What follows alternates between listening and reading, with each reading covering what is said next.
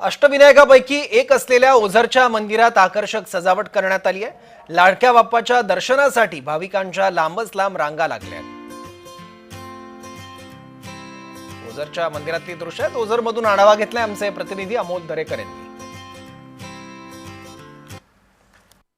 विलोभनीय रूप खऱ्या अर्थानं आपल्या डोळ्यात साठवण्यासाठी राज्यभरातून भाविक भक्त मोठ्या संख्येनं ओझर येथील विघ्नेश्वर असणाऱ्या मंदिरात येऊन आपल्या नतमस्तक होतात आणि मोठ्या प्रमाणात भाविकांची गर्दी या ठिकाणी आपण पाहत आहे।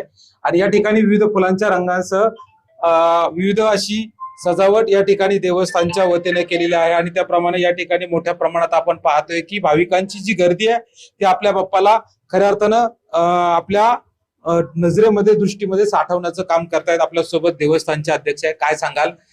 4 दिवसापासून यात्रा उत्सव सुरू झालेला आहे, आपण काय नियोजन केलेलं आहे? मी बाळासाहेब कवडे, अध्यक्ष विघ्नर गणपती देवस्थान ट्रस्ट। करोडो भाविक भक्तांच्या श्रद्धास्थान असलेला गणरायाचं आज आगमन होते। विघ्नर देवस्थान या ठिकाणी जन्मोत्सव साजरा करत असतं। इतर ठिकाणी गणपतीचं आगमन होत असताना आमच्याकडे परंपरा स्वयंभू मूर्ती असल्यामुळे त्याचा गणेशोत्सव साजरा केला जातो। 4 बहिणींना निमंत्रित करून या ठिकाणी गणेशोत्सव आज 12:30 वाजता साजरा करण्यात आला। त्यासाठी आम्ही महिनाभर तयारी करत होतो। सकाळी 5:30 वाजता महापूजा घेण्यात आली।